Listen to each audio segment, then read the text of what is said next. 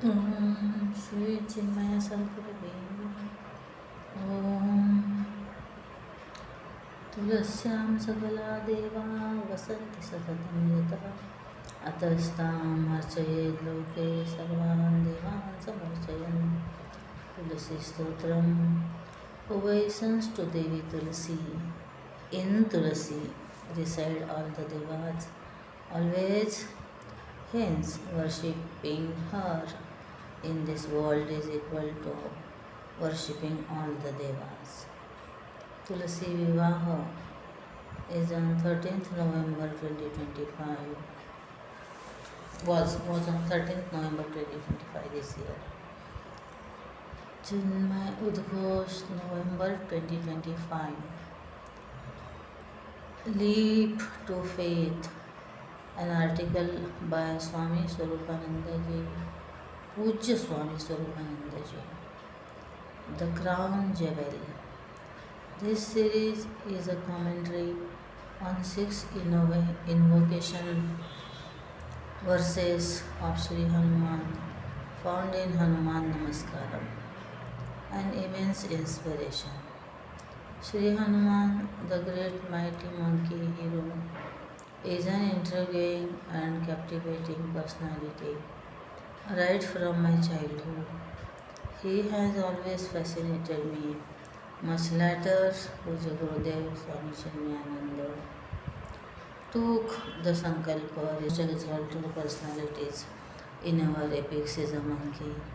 Why did our great rishis take a monkey to be one of the highest inspirations in our lives?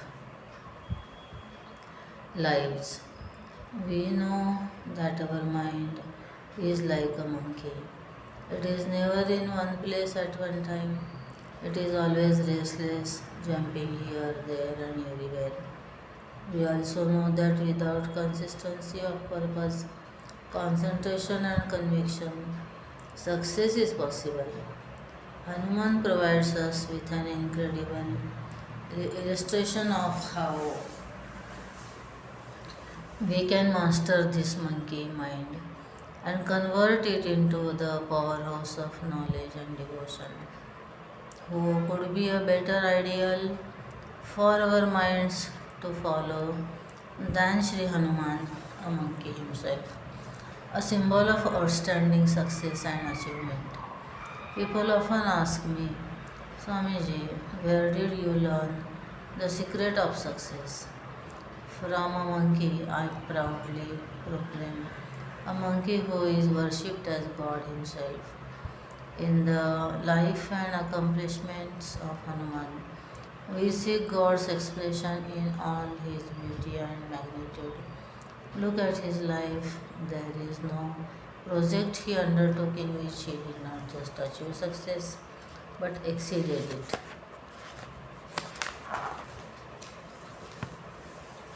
You have got a point by Rishi Suresh Iyer Nanyang Technological University, Singapore. The digital well-being meter. In our hyper-connected world, the line between using technology and being used by it is constantly blurred. Digital life offers incredible opportunities, but maintaining digital well-being is crucial for mental peace and real-world connections. This meter, inspired by ancient wisdom and modern mindfulness, helps us check where we stand in managing our digital life. Give yourself points for establishing positive habits, but lose them for actions that erode your focus and peace. Remember, strong minds build a strong nation. Cultivating digital well-being requires consistent effort, but even a moment of digital negligence can quickly set us back. Give yourself points if you can. If you +1 have switched off notifications for non-essential apps, example games, shopping apps, etc. daily. Log off social media or gaming at least 1 hour before going to sleep. Have a digital data detox time. Example meal times, family time, quality time with friends where your phone is put away completely. Fact check information before sharing it online. Use a physical alarm clock instead of your phone's alarm to avoid early morning screen time. Plus 2. Spend time each week learning a real world skill. Example coding, art, craft, music that doesn't rely solely on a screen. Actively curate your feed to follow accounts that genuinely educate and inspire. Have a designated non digital third place, a library, park, coffee shop, the beach you visit regularly. Plus 3. Mentor a younger person or peer on maintaining a healthy digital habits and online safety. Remember, authentic mentorship is possible only if we practice it ourselves.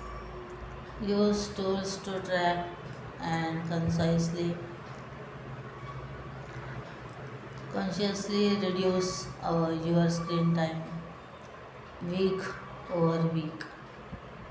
Successfully disengaged from a social media app or game that you felt was consuming too much time. Take away a point if you have ever. -1. Mindlessly scrolled for more than 15 minutes after completing your task on the device. The digital rabbit hole. -1 point for every 15 minutes. Felt the need to immediately document or post an enjoyable real world experience instead of just being available in that moment. Had a minor physical symptom, headache, eye strain that you ignored to continue using a screen. Compared your life negatively to someone else's curated online image. Sent a message or comment in anger or haste that you later regretted. -2. Left a real life conversation or activity to check a notification. Neglected a core personality, studying, sleeping, exercise. Core responsibility, studying, sleeping, exercise due to excessive screen time. Posted or shared a rumor, unverified piece of information, even if you weren't the original source. -3. Engaged in cyberbullying or aggressive online harassment. Shared private or sensitive information about yourself or others due to a lack of thought. Wasted a significant amount of money, example microtransactions, gaming coins, etc., on a purely digital item that provides no lasting real world value. Digital freedom isn't about checking our devices, it's about being in control of them. How and why we use them, let us make this. When the chemistry teacher arrives, he erases the entire world of mountains, rivers, and oceans represented on the blackboard, and he in his turn writes on it the laws of chemical reactions and the experiences. Atom. It is the consciousness that maintains, nourishes, and sustains all possibilities in us. Even by a more material consideration, we can logically come. I am standing on the floor of my house The house is supported by my piece of land. The land is protected by the city corporation. The city is supported by the country, and the country is supported by the world. The world is supported by water, the waters of the ocean. Water is held in position by the atmosphere, and the atmosphere is a part of the planetary system. The universe stays in space, and this space rests upon the concept of space that is in our mind.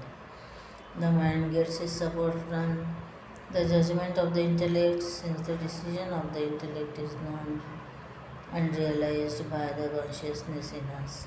This spiritual entity is indeed the ultimate support for the entire world of change. Vedanta's call is to reach us to real life.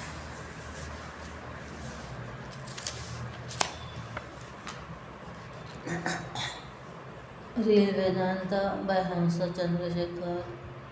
When God walks the forest, the origin of Kantara's sacred fury.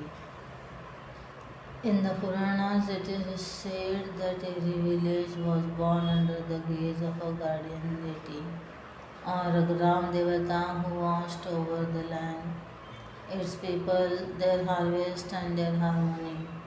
When arrogance rose or dharma wavered, the deity would descend not in grandeur but through the bodies and voices of ordinary men. This idea that the divine breathes through the humble, that the gods of the soil protect those who live by it, was the beating heart of Kantara 2022 in Kantara Legend. Chapter 1, Rishabha Shetty returns to tell us where it all began, tracing the origins of the Daivas, godheads, Panjurli and Gulliga, whose fierce love and terrifying justice shaped the destiny of the forest and the people who served them.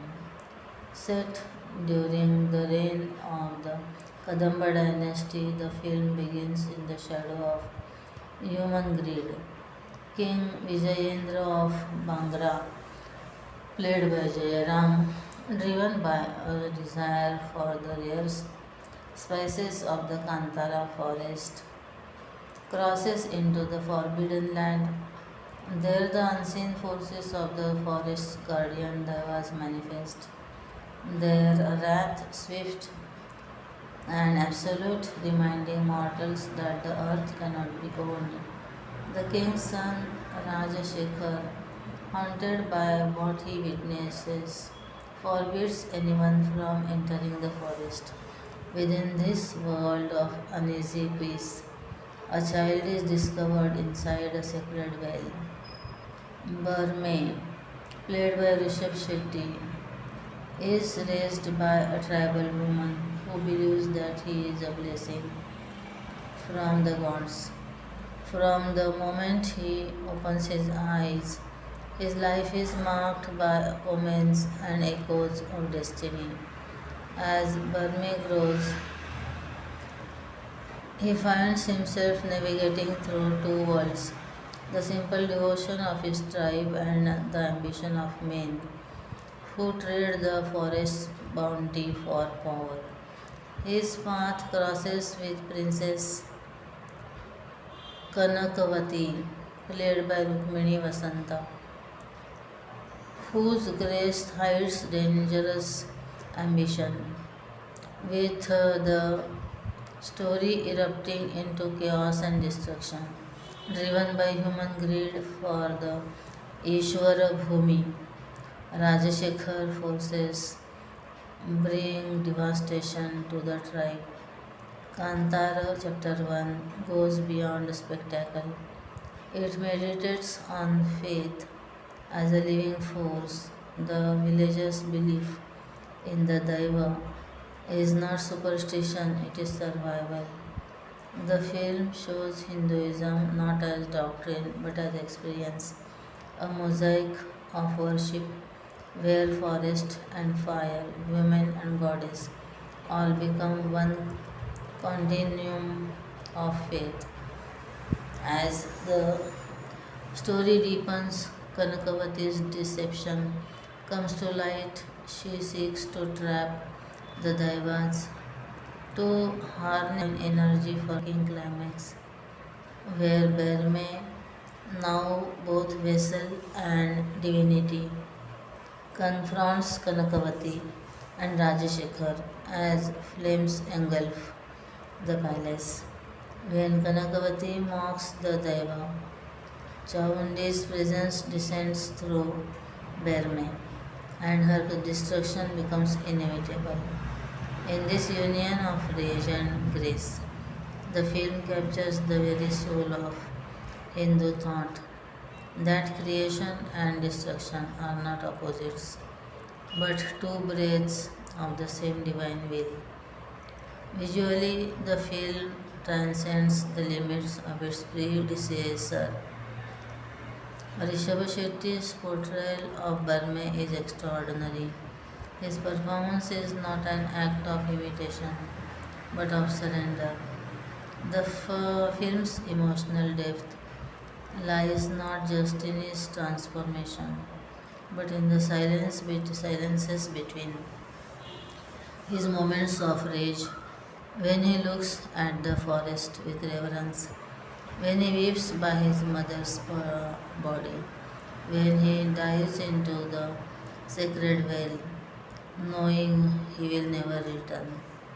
By the time the circle closes, we understand the legend, the sacred veil of Burma, is the same one that would later take Shiva, completing a cycle that began centuries ago.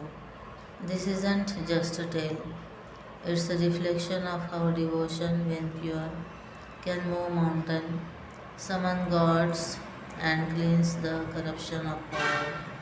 In Kantara, Legend Chapter 1, faith is not fragile, it is feral, breathing through wind and flame, whispering through the trees, and that gods never abandon those who remember them. The gods of Kantara do not stay on the screen. They walk beside us, remind us that every village has its guardian, every forest its spirit, and every soul is its calling towards the divine. Beyond the Goal by Rana Pratap, S. Rana Pratap. Hero Asia Cup Rajgir Bihar 25. Striving beyond goals. In Indian sports, few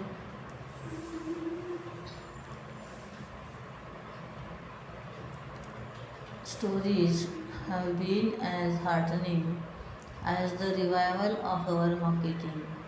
For years, the sport that once gave India Olympic glory seemed to have slipped into the shadows, but the past decades has been different, marked by a steady climb back to the top tier of world hockey. The bronze medal at the Tokyo Olympics was not just a podium finish, it was a turning point. The images of India celebrating after a long Olympic medal drought and the unforgettable saves of goalkeeper P.R. Srijesh still bring goosebumps. It was proof that Indian hockey was once again a force to be reckoned with. And now the Asia Cup 2025 victory was over South Korea has added another golden chapter, winning the title after 8 long years and doing so with complete dominance in the final shows how far this team has come. A 4-1 scoreline in a pressure match is not just about talent, it reflects preparation, belief, and an unshakable commitment to the process. Interestingly, around the same time, another inspiring sporting moment. Every point, every rally, every set is played with intensity and purpose. Though hockey is a team sport and tennis is an individual one, the essence is strikingly similar. Both Team India and Alcaraz demonstrate that success is not just about winning titles, it's about consistent improvement. They remind us that even in defeat, when the effort is complete, there is dignity and process. This is where Gurudev Swami Chinmayananda's wisdom comes alive. Said, set a goal so high that you cannot reach it. Achieving that goal is not the aim. Striving to reach the goal is important. In that striving lies real transformation. Team India's steady rise and Alcaraz's fearless growth show exactly this spirit.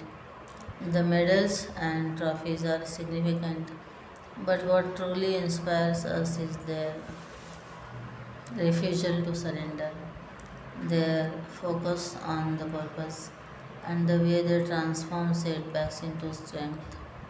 For India, these triumphs are more than victories on a scoreboard. They are reminders that discipline, resilience, and the courage to keep improving can run dreams into reality. Can turn dreams into reality if your youth take this spirit to heart. If our youth take this spirit to heart, the nation's sporting culture will grow stronger, inspiring generations to chase excellence with determination and pride. Ram, the man of Treta Yuga, a Chinmaya Udghosh publication. Sugrev's new friend Ram. नत सुग्रीवाभीष्टदराम.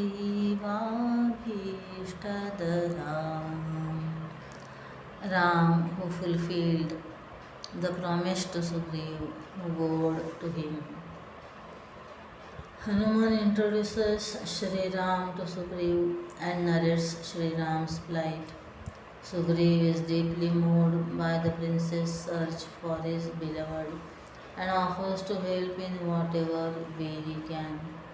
Sugriv in turn narrates his own story of hardship, saying, my brother Vali, possessing immense strength, earned himself a formidable reputation. He was crowned as the ruler of monkeys, and I followed him like his shadow. Once on a dark night, a demon named Mayavi challenged Vali to a duel. Vali always took challenges head on and furiously stormed out of the palace out of affection. I followed him as he charged into the forest after Mayavi, terrified, watching the two of us approaching. The demon vanished into a hole in the earth. Wali instructed me to stand guard as he followed the demon into the depths of the earth. A year lapsed, and with no sign of Wali, I started to worry for his life. Suddenly, I heard loud cries as blood gushed down of the hole, fearing that the demon would escape. Having killed my brother, I covered the hole with a hillock and performed his last rites. With a heavy heart, I reluctantly accepted the throne. Sometimes later, to my surprise, Wali returned after slaying the demon. Finding me installed as the ruler, concluded that I had conspired to usurp to usurp power, leaving him to die in subterranean depths. I pleaded my innocence, but being blinded by rage, he banished me from the kingdom. Ever since I have lived in agony, separated from my beloved, who is still his captive. Sri Ram, the embodiment of righteousness, is able to empathize with Sugriv and promises to help him put an end to the vicious and perverse tyrant Vali. To bolster Sugriv's faith in him, Sri Ram shoots an arrow that pierces seven sal trees and the bowels of the earth before re entering his quiver.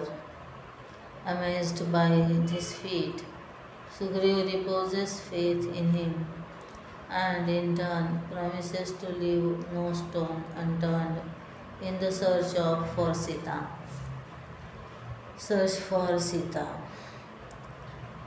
Empowered by his alliance with Lord Ram, Sugriv bravely challenges Vali to a duel.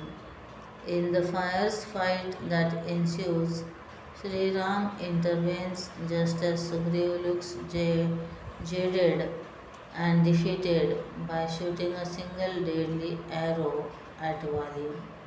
Sri Ram defeats Vali and fulfills his promise to Sugriv. In doing so, he receives Sugriv's assistance and his army of monkeys to resume the search for Sita.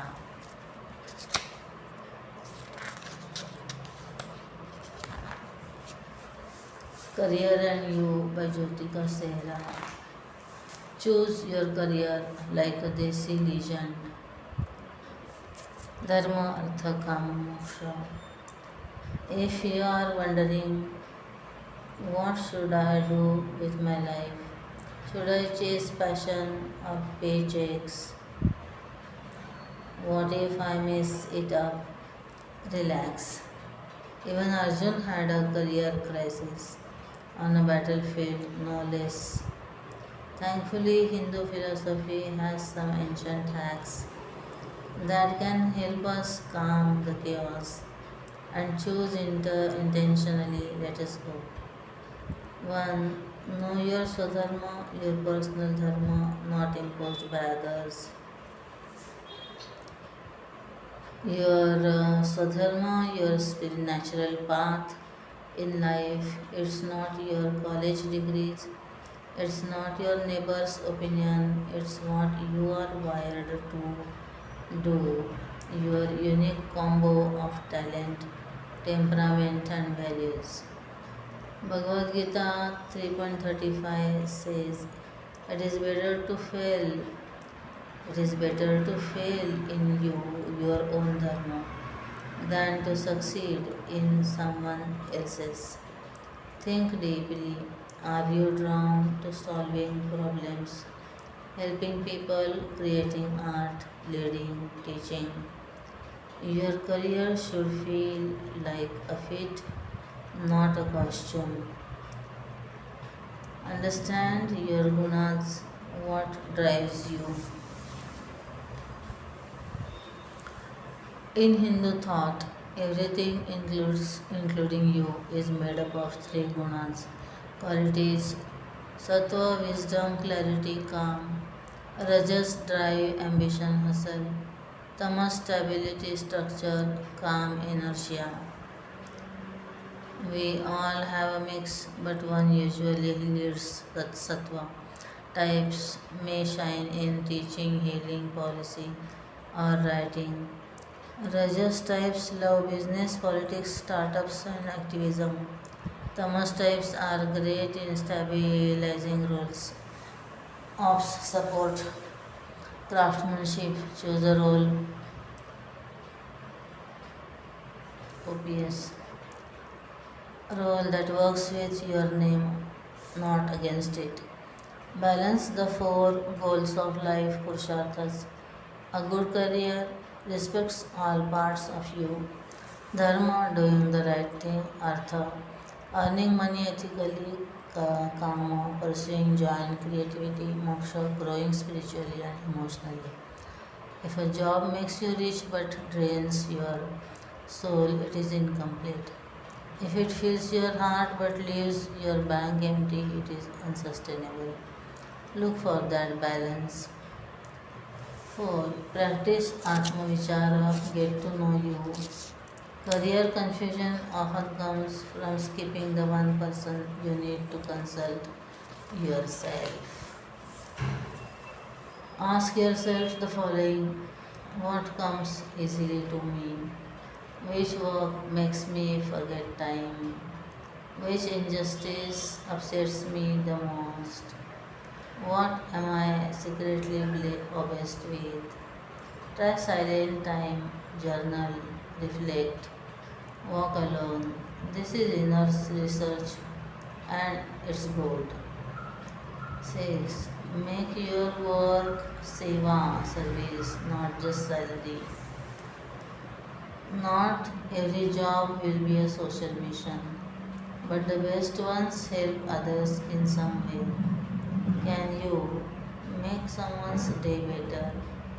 Simplify a problem, contribute to something bigger than yourself. When your work helps someone else, it fills you up too. And that's seva, selfless service with serious returns.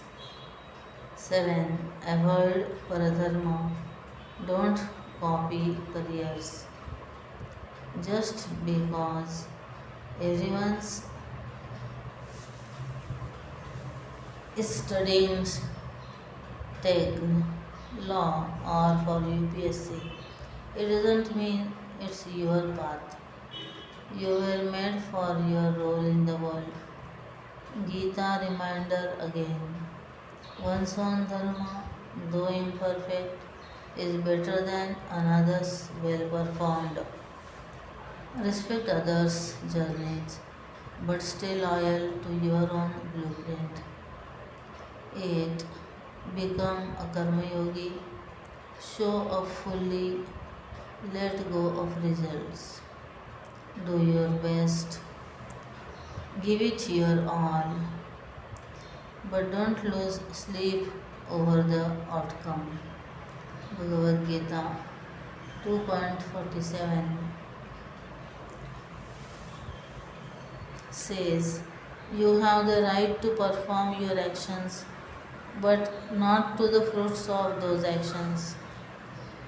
Obey less over what if this doesn't work, and more on how can I give this my all. Final thought: choosing a career isn't just a professional decision, it is a spiritual one. When done with awareness, your career becomes your path to freedom, growth, impact, and joy. You don't need to have all the answers today, but you do need to ask better questions. And the rest, the universe and your dharma will meet you halfway.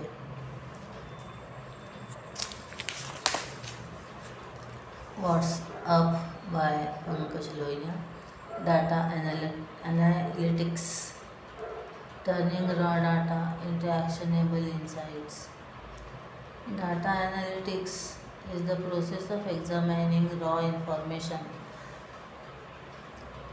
to discover patterns and drawing conclusions to support better decision making. In today's digital world, business, governments, and individuals generates massive volumes of data through transactions, social media, sensors, and online interactions. Data analytics helps transform this information into valuable insights that can drive growth, efficiency, and innovation. The discipline involves several stages: data collection, cleaning, exploration, and interpretation. Advanced techniques such as statistical modeling, machine learning, and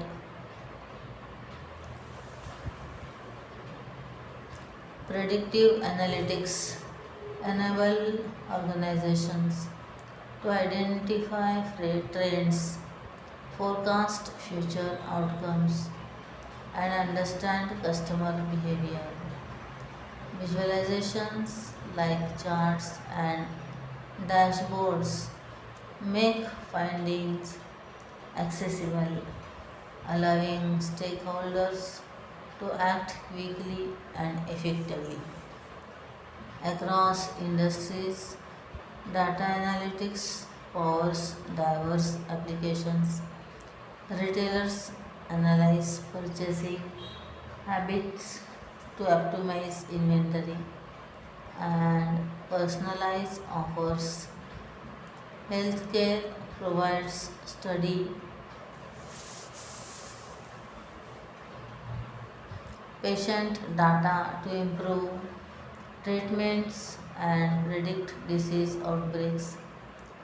In finance, analytics enhances fraud detection, risk management, and portfolio optimization. Even sports teams rely on analytics to refine strategies and improve player performance. The benefits of data analytics are significant, but success depends on data quality, ethical use, and strong governance. Organizations must ensure privacy, security, and compliance while fostering a culture where data driven thinking thrives. As technologies like artificial intelligence and cloud computing evolve, data analytics will continue to shape smarter, more informed decisions, making it an essential capability for the future. Shankar उवाच प्रश्न किन्नु बलम् उत्तर यत् धैर्यम् Question: what is real strength? Answer: courage. Wise nuggets: मनस्येकं वचस्येकं कर्मण्येकं महात्मनां मनस्यन्यात् वचस्यन्यात् कर्मण्यन्यात् दुरात्मनाम्. One whose thoughts, words, and actions are the same in a great man. One whose thoughts, words, and actions differ is said to be a lowly man. Transforming Indians to transform India. Rani Durgavati, 1524 to 1564, was the queen of Gondwana, ruling from Garha Mandal in present-day Madhya Pradesh. Celebrated for her administrative acumen, bravery, and independence, she defended her kingdom against Mughal expansion under Asaf Khan in 1564. She personally led her troops in battle, preferring death to defeat, and become a symbol of valor and sacrifice. Poster: knowledge will give you power, but character will give you respect. Dr. APJ Abdul Kalam.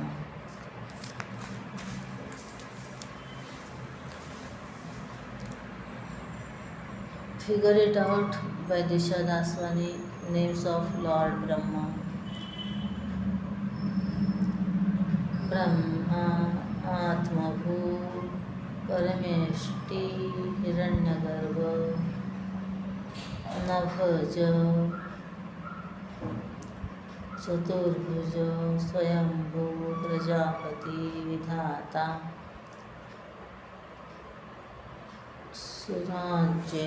सुरज्येष्ठ Pitamah Padmaja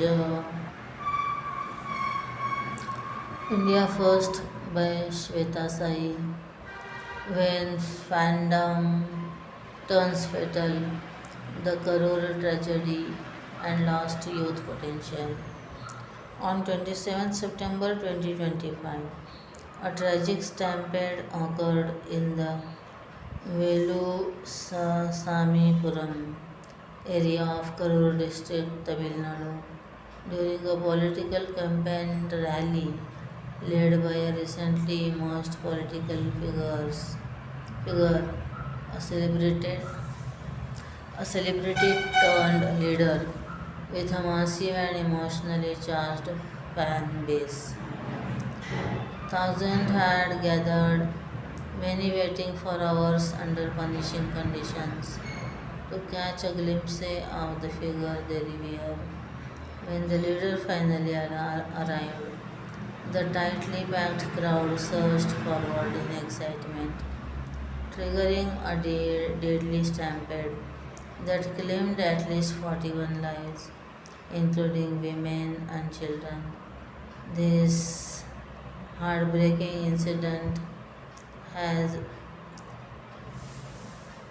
cast a grim spotlight on the dangerous intersection of political ambition and celebrity fanatism in Tamil Nadu. The Karur tragedy is not an isolated incident. It is the deadly consequence of a deeper, disturbing trend that has long plagued Tamil Nadu. The cult like worship of celebrities, particularly from the film industry. For decades, actors turned politicians have been elevated a godlike status, not for their service to society or leadership, but for their glamour and on screen charisma. Such extreme behavior, often glorified in the media, is not harmless fandom, it is a cultural and intellectual decay. It reflects a population, particularly among the youth, that has been misled and emotionally hijacked. Though many are technically literate, they remain intellectually unfree, unable to distinguish between real heroes, scientists, soldiers, social reformers, and manufactured icons of entertainment.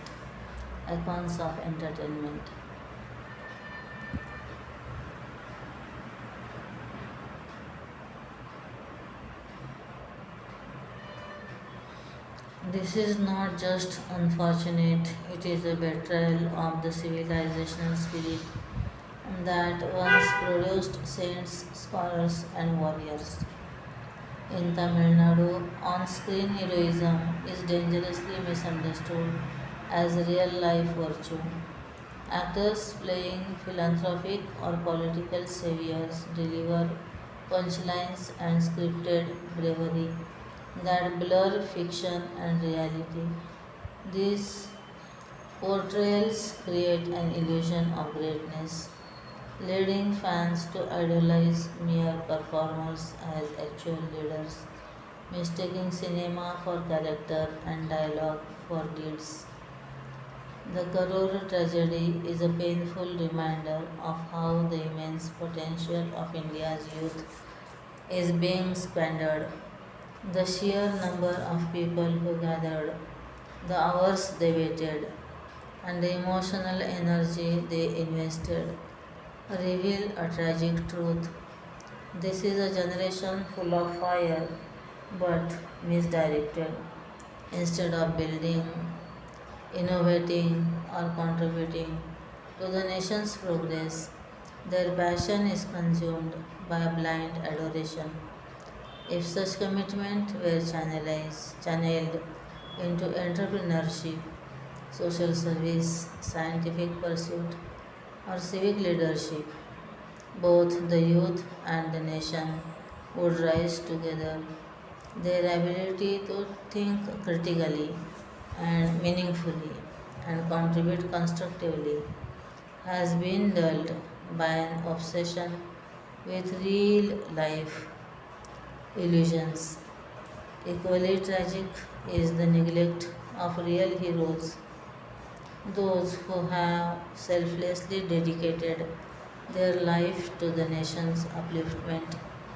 Soldiers who guard our borders, scientists who propel India forward, doctors who save countless lives, and true philanthropists who work silently in the service of society remain uncelebrated. They are rarely recognized, let alone worshipped by the masses. No slogans are shouted for them, no frenzy erupts at their arrival, and no youth lines up for hours just to get a glimpse of them. Standing for long hours, dropping everything else, and obsessing over an actor is unhealthy. Only those who have lost their self worth and self respect would sacrifice everything for that kind of fixation. This misplaced adulation robs the country of the chance to elevate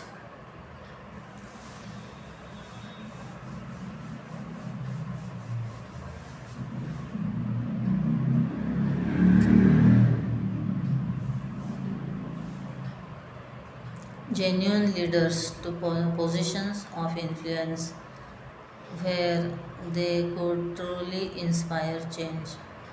The tragic loss of lives in the Karur stampede painfully underscores just how dangerous and deadly this culture of celebrity worship has become.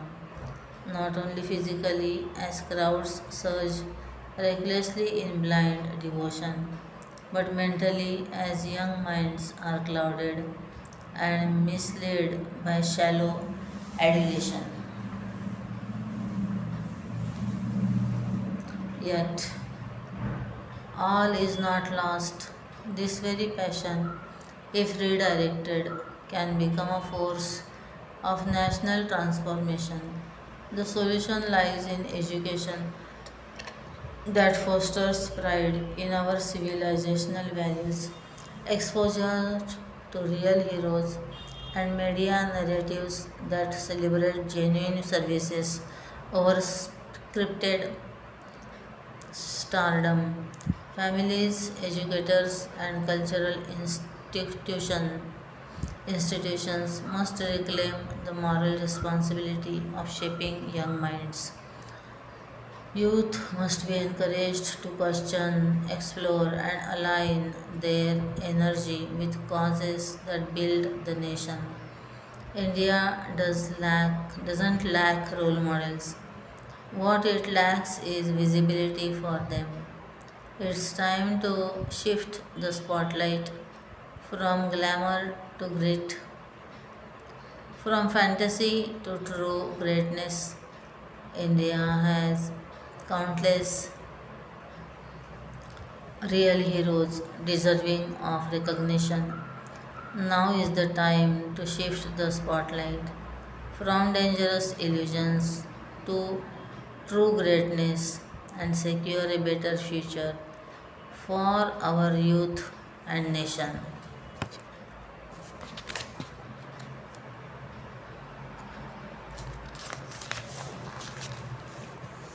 Mindful Whispers by K.S. Yashaswini.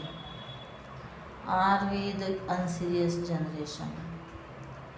I am sure by now all of us have seen enough and more images and reels of how Jane Jade called the shots on the regime change in Nepal, even electing their new prime minister through an online social platform. As much as our Himalayan neighbor was known for Pashupatinath temple, Patan Darbar, and the Mount Everest, not in my wildest dreams did I think that I would see teenagers and 20 somethings climb atop a flaming parliament, doing the aura forming steps. Not just that, beneath a broken bus, a suit clad youth was casually texting someone while the rest of the street was a picture of absolute chaos. We had friends in civilian clothes stick their tongue out at a soldier who was presumably their classmate in school. It was bizarre to see the world go up in flames while the Jain protesters did hook steps to the latest trending song on Instagram and TikTok. Are you serious? Nay, unserious. When I think of this protest imagery, I can't help but compare it to the only iconic image of civilian protest that most of us know. It was June 1989. Beijing was in the throes of a security clampdown. A student led hunger strike had escalated into a massive countrywide protest in China, where the citizens wanted the Communist Party out for its corrupt practices, inability to control inflation, and the restrictions set on freedom of expression. It was a call to restore democracy in China. Started in April of 1989, it had got the world watching, ultimately culminating in a massacre at Tiananmen Square with over 3 lakh troops being mobilized there to clear the young protesters. It sounds a lot like what happened in Nepal, but it was way different. But let us come back to this standout image. An empty road, four military tanks lined up one behind the other, a solitary man in a white shirt and black trousers facing the tanks, his shoulders rounded passively and his hands limp, holding what's presumably a grocery bag. Civilian versus military standoff, individual versus the might of the state. Foreign media were cleared out of China. There was a complete blackout of television and print media reporting. This rare image, captured by Jeff Widener, an Associated Press photographer at the time, came to be known as the Tank Man. 36 years later, this image remains one of the most evocative, uniting the audience from world over on what unfair militarization and centralization of power can lead to. Citizens have every right to protest and call for regime change. I am not sure if in 2081 the world would look so kindly at a 20 something Nepali gyrating to Bollywood songs in front of a flaming parliament? Should we be serious about the state of world affairs? Yes. Should we take charge and call out injustices? Yes. Should we attempt to change the system? Yes. Should we do this to garner likes and subscribers? No. If we are unserious and like wearing it as a badge, let us get unserious about the various hang-ups we have in life. Let us get unserious about our obsession with our looks, our material possessions, our divisive identities. Let us take these illusory temporary badges as play and focus on getting some good work done. Let us get serious about things that really matter to us and our society and our world. While we go about performing our dharma, the world around us automatically becomes a better place to live in. We can go about our day to day tasks with absolute seriousness and bask in the infinite aura it grants us. However, to be clear, being dutiful doesn't mean curbing our freedom or joy. Being serious about our lives can in fact add more freedom and joy in the long run. I would like for Jane Shade to be remembered for real aura and not some simulated 30-second dash at fame.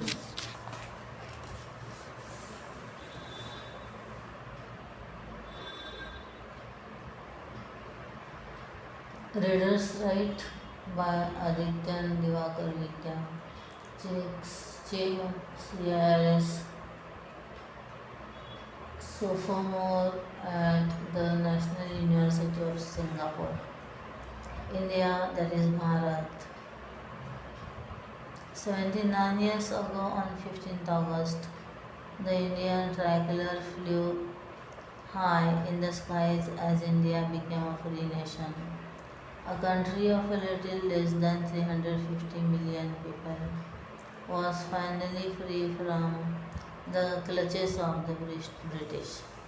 A tremendous achievement, no doubt, but behind the celebrations and parades, a sinister force lurked. It hid amongst the people, disguised itself cleverly, and attacked the very pulse of human existence, the mind. On the first page of the constitution that would go on to govern a billion people, the founding fathers of our nation wrote, India, that is Bharat, is a union of states. It is a. Why was there a mention of the name Bharat? After all, the newly free nation was the Republic of India. What then, old Bharat, have to do with any of this? Calling this land merely a 75-year republic is but a stain on its 10,000-year-old history. Generation upon generation of great rulers have strengthened the values of this land, and a mere 300 years was all it took to bring them down. The kings and queens of this land travelled the length and breadth of the earth, were welcomed as guests of honor across the world, all while proudly upholding and displaying their culture and belief systems. Fast forward to today, and how many of us are comfortable going to a popular city mall in Indian wear? How many of us would wear Indian clothing to a late night party? This monster of the Indian mind, rotting away the minds of our people, goes by the name coloniality. While colonialism involves the physical operation of colonized people, coloniality involves something much more potent, colonization of the mind. Its effect can be summed up in the words of Thomas Babington Macaulay, the man who brought English education to India. The aim is to create a class of people who are Indian in blood and color, but English in taste, morals, opinions, and intellect. Have 75 years of independence paved the way for the realization of Macaulay's dream. When the British came, the ancient Indian system of education was raised and replaced with English learning systems. All these years later, the chilling truth of in Macaulay's words can be seen ever so clearly. Indian youth are drifted apart from the value systems and culture that have enabled this civilization's survival for eons. Western elements are infiltrating every aspect of our society, pushing out Indian ones. Why are we so reluctant to practice our traditions? An Indian rooted in our customs, an Indian in morals, opinions, and intellect is the precise antithesis of Macaulay's aim. At this junction, when India is progressing towards 100 years of independence, we must ask ourselves a question. Do we want to be subjects of Macaulay's haunting vision? Or do we want to be Indians proud of our heritage and values, yet citizens of this ever connected world? As the flag is hoisted atop the post time and again, the reins of Bharat's chariot are passed on to today's youth, and with it a great responsibility.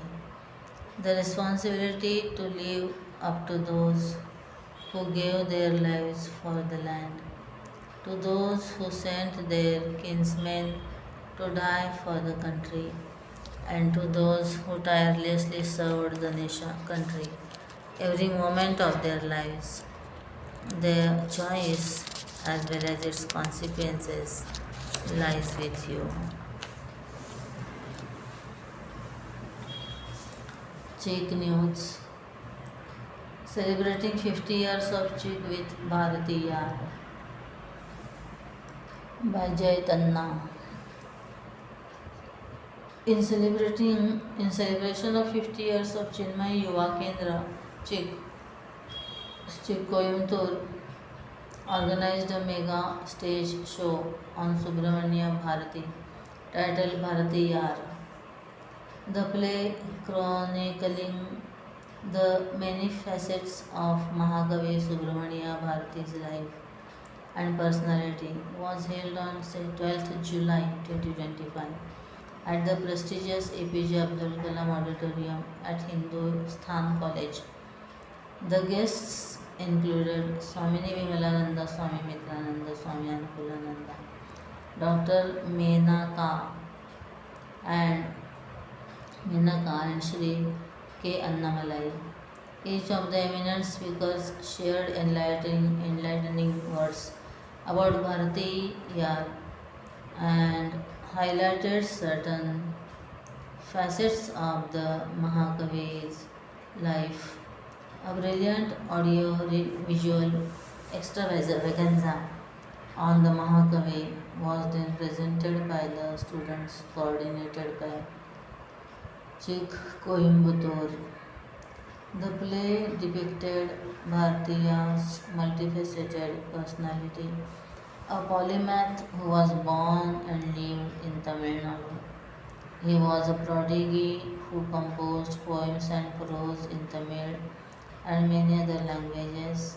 A firebrand patriot, He was also a social reformer who worked to address social inequalities in practice. During his short life of 39 years, the play brought into focus his various personality traits, his journey of discovering himself, and his impact on society.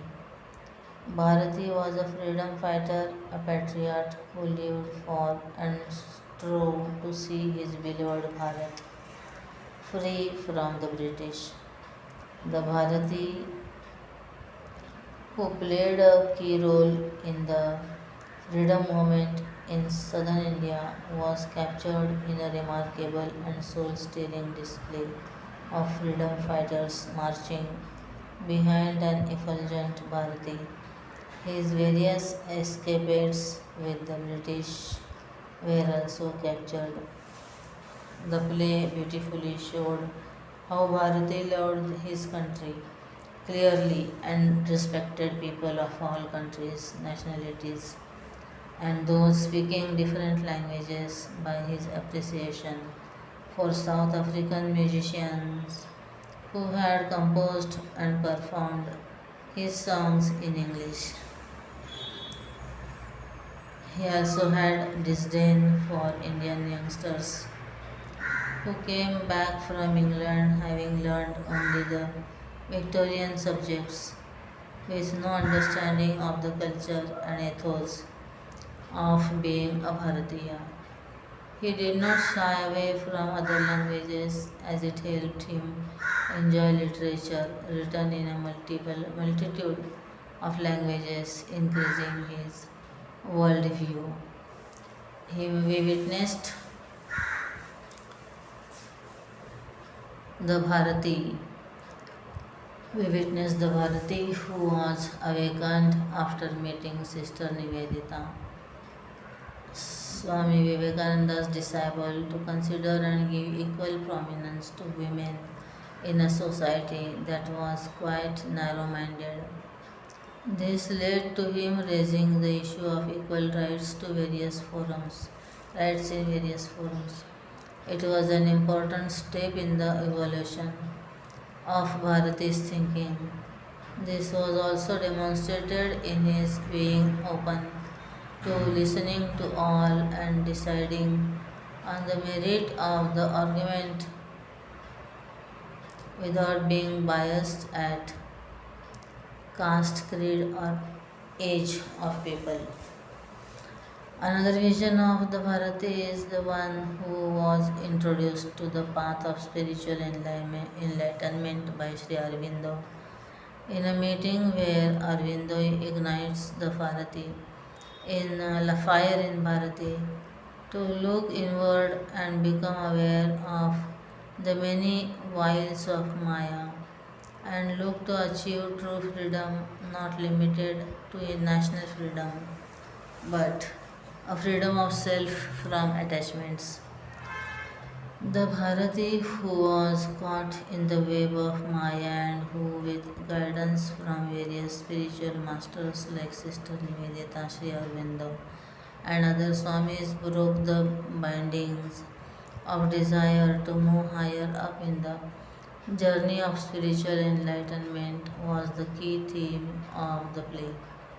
The play ended by showcasing various Bharatis giving out a strong message that each one of us should awaken the Bharati within us to achieve more, to be fearless, to be non discriminatory in our thoughts, to break down mental barriers erected by us, and to be true custodians of the ethos of being a Bharatiya.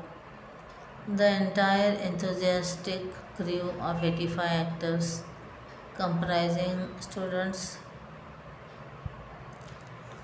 from Chinmaya Vidyalaya and other schools, and the multitude of supporting casts trained by a highly experienced team from Chinmaya Mission Chennai, did a fantastic job of rekindling the fire within the hearts of the audience, mainly youth and eminent personalities, leaving all with the question, Bharati, yaar, life, live life well, in by K.S. Yashaswini. War behind the scenes about timing and influence. This series unravels the dharmic dialogue between Narad Muni and Raja Yudhishthir. In Sabhaparva of the Mahabharata, here is part 24, which talks about how a king must prepare for war.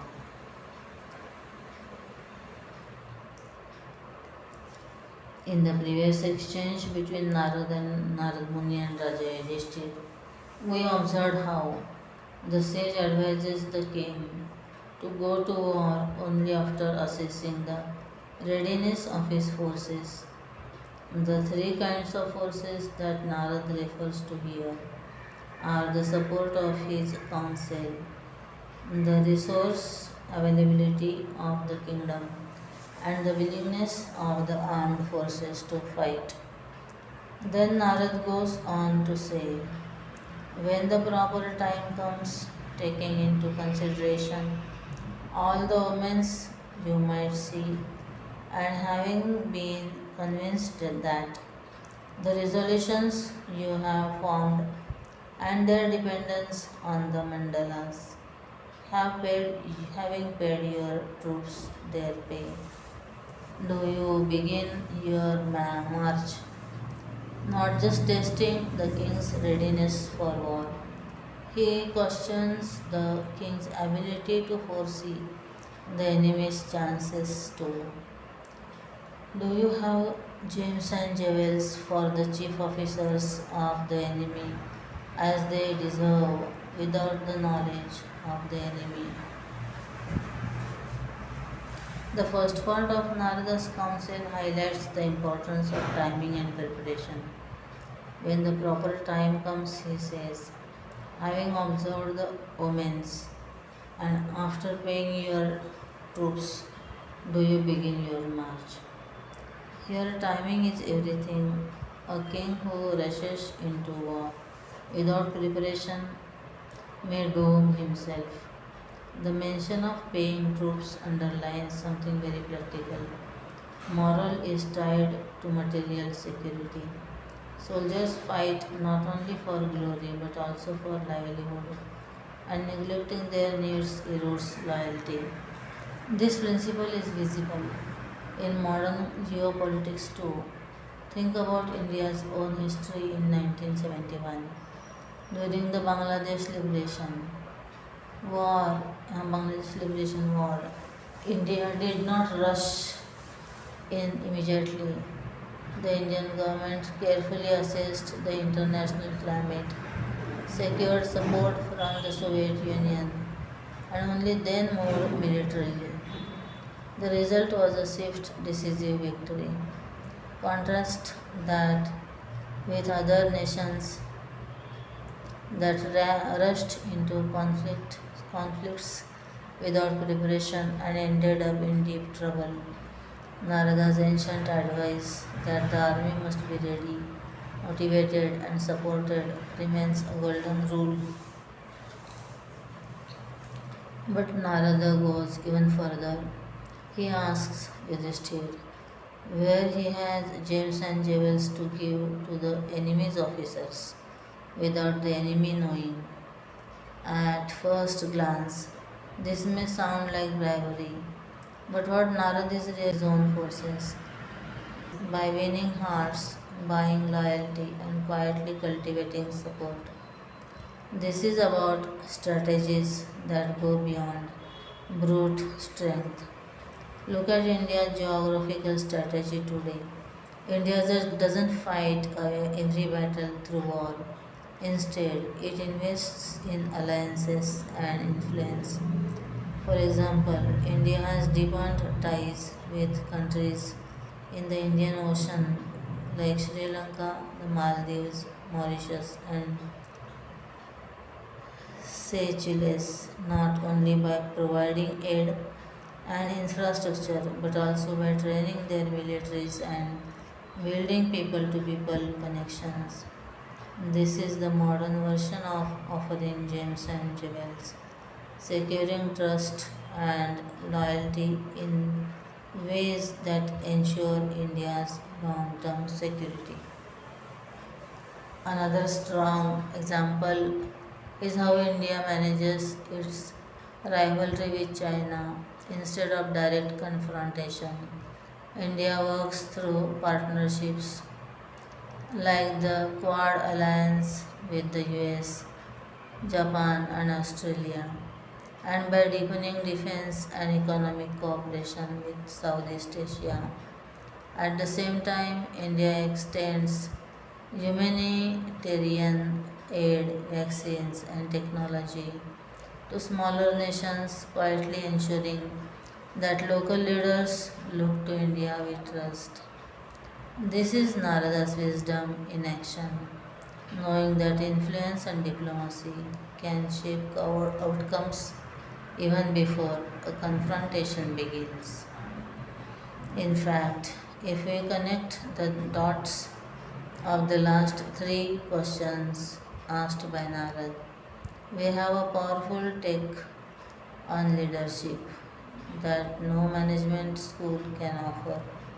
Leadership is not just about charging ahead with force, it is about reading the moment, preparing your team, boosting morale, and anticipating the other side's moves.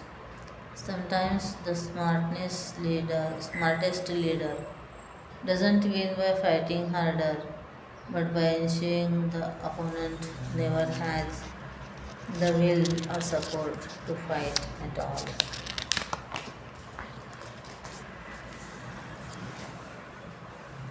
Let us go by Rumini Manohar in search of my utopia.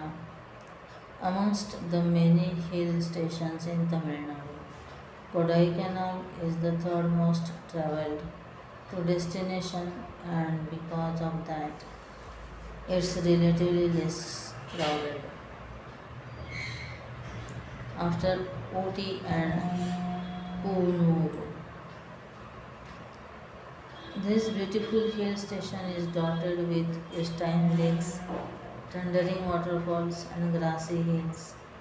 As you drive up, your eyes are treated to the most picturesque views of valleys and are dotted with tiny, colorful houses and acres of green rolling hills. All of this makes you feel you are living inside one of those desktop screensavers that you see on your laptop. It's just too perfect to be true.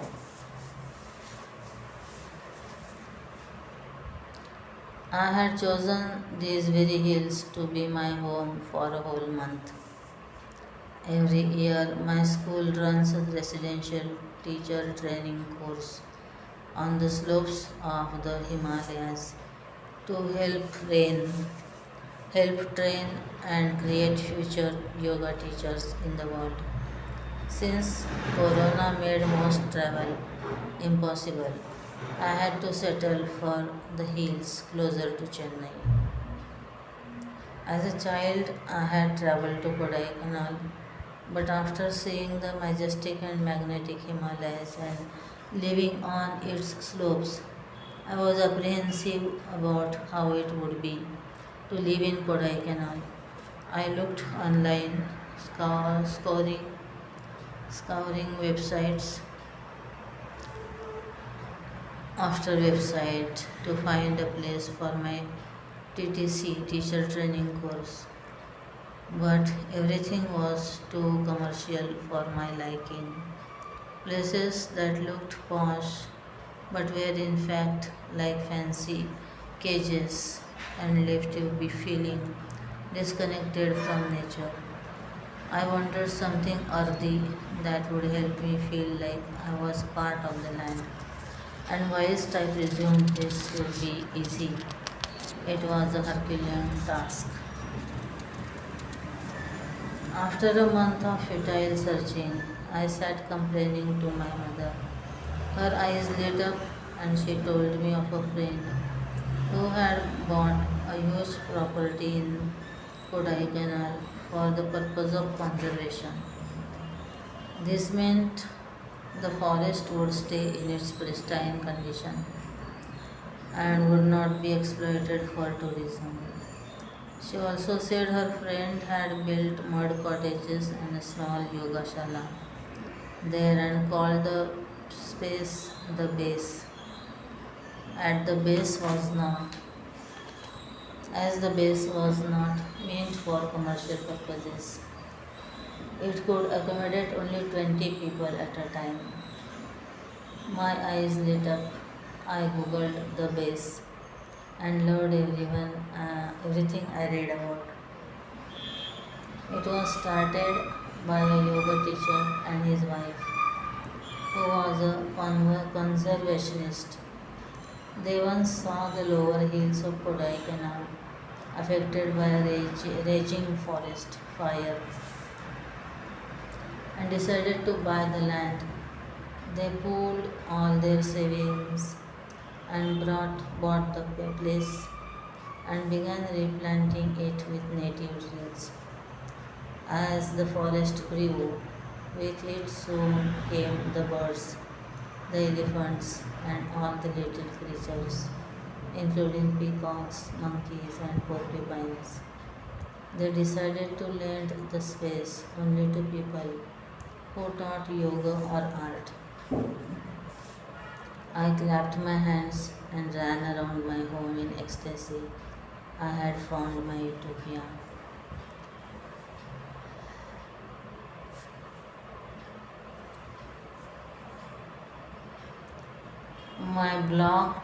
We blocked the place for a month, and soon I was on my way to Kodaikanal.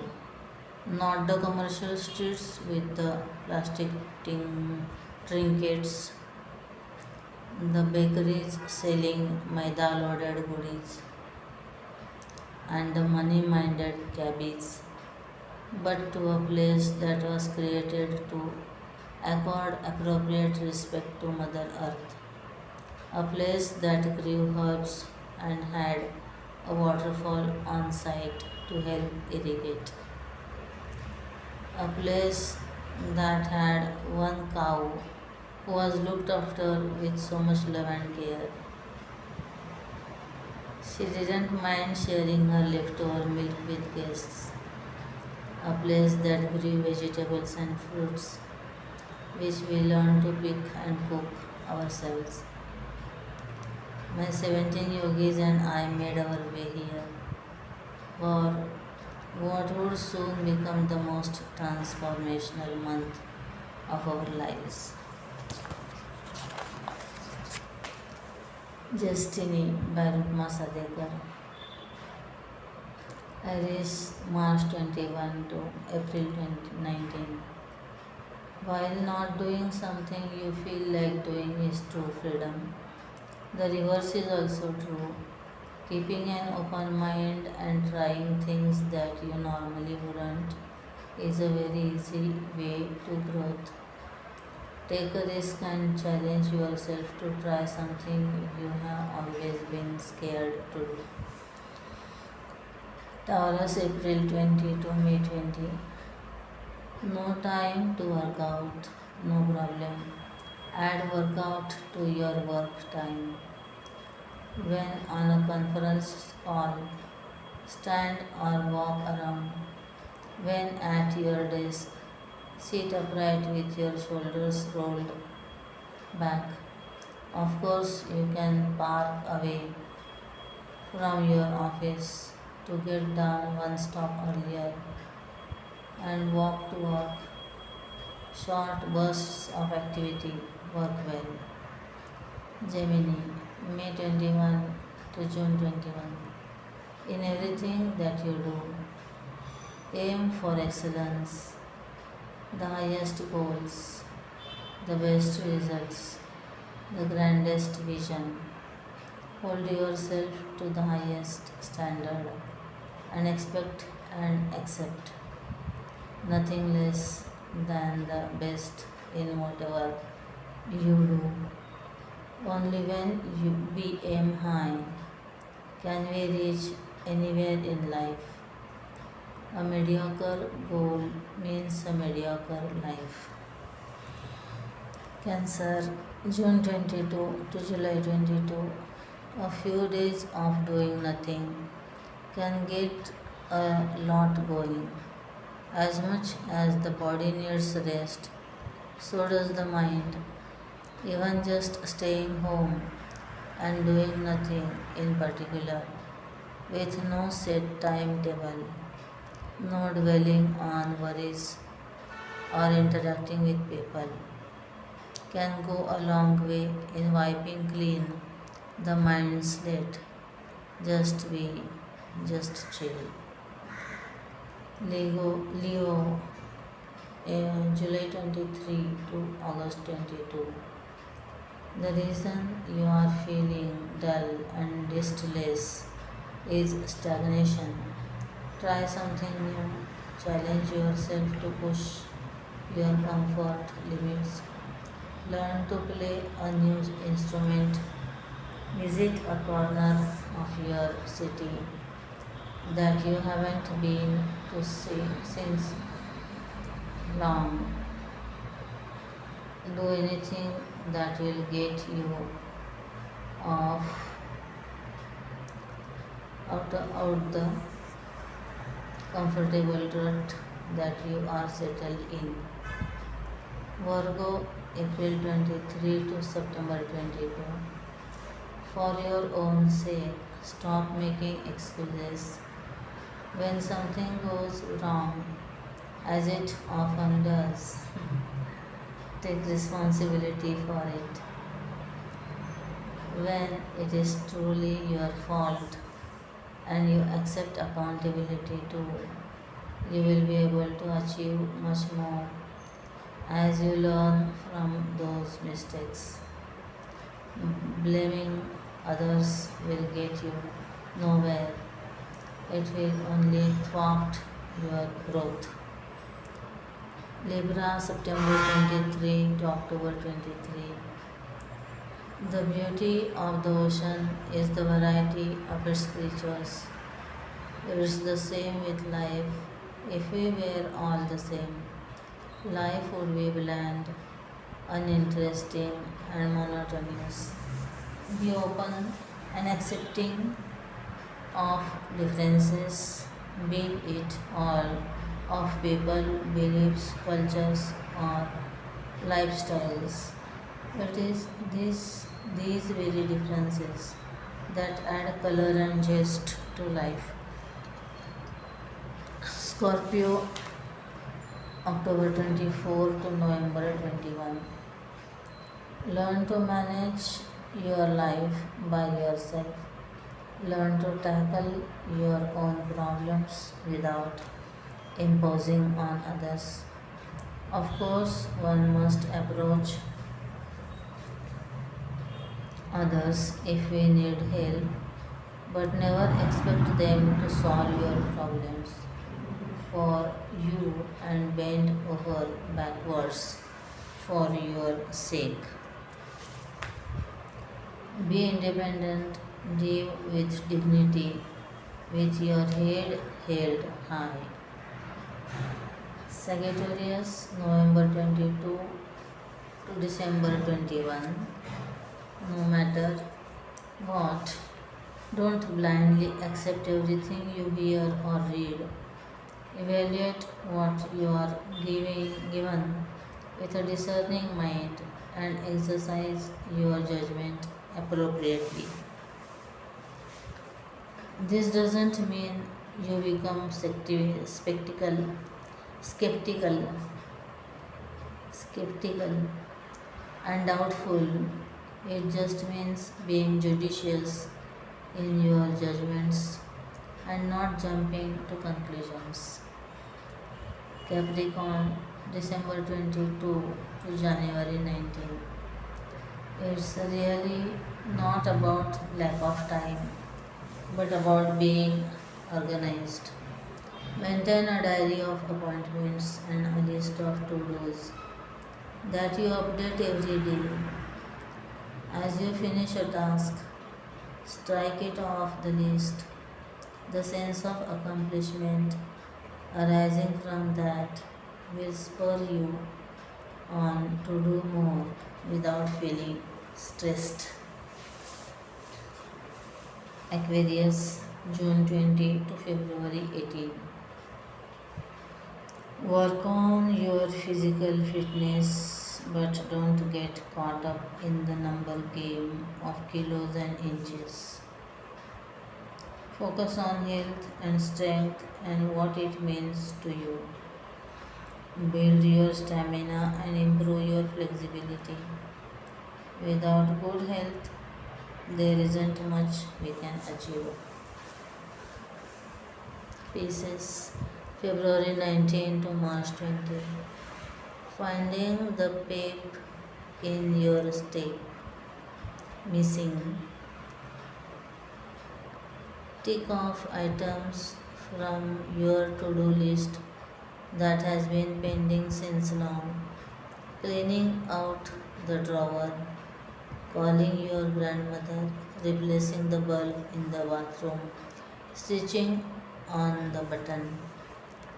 Once the seemingly mundane tasks are completed, you are more likely to feel motivated to go on to the next. Keep ticking. What did one DNA strand tell another DNA strand? It is from Laugh Out Loud. What did one DNA strand tell another DNA strand? Do these genes make me look fat? What do you call a mobster who's buried in cement? A hardened criminal. What do you call someone who saw an iPhone being stolen? An eyewitness. What do you call it when a prisoner takes his own mugshot? A selfie.